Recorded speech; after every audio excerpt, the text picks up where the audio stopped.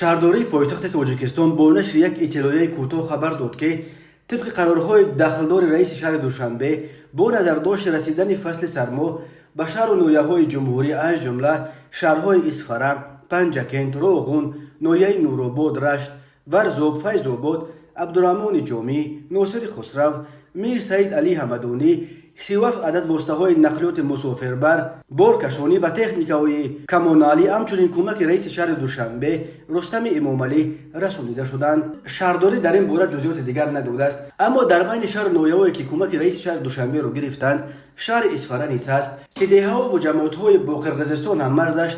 در جریان مناقشه خونین ماه سپتامبر سال جاری سخت ضرر دیدند. رستم امامعلی پسر کلانی پرزیدنت تاجیکستان که 34 سال دارد از ماه ینور سال 2017 اینک قریب 6 سال باز رئیس شهر دوشنبه پایتخت و بزرگترین شهر این جمهوری است. همزمان از سال 2020 او رئیس مجلس ملی پلات بالای پارلمان تاجیکستان نیز است و طبق قانون اساسی بعد پدرش رهبر دوم جمهوری دانسته می شود. رستم امامعلی را وارث احتمالی کرسی پرزیدنتی پدرش می شمارند، ولی نقشه انتقال قدرت از پدر به پسر در تاجیکستان که زمینه قانونیش انو سال 2016 با پایین آوردن سن حد اقل نامزدی به پرزیدنتی از 35 به 30 گذاشته شده بود، اینک چندین دفعه باز به سبب‌های گوناگون به قفا انداخته می شود.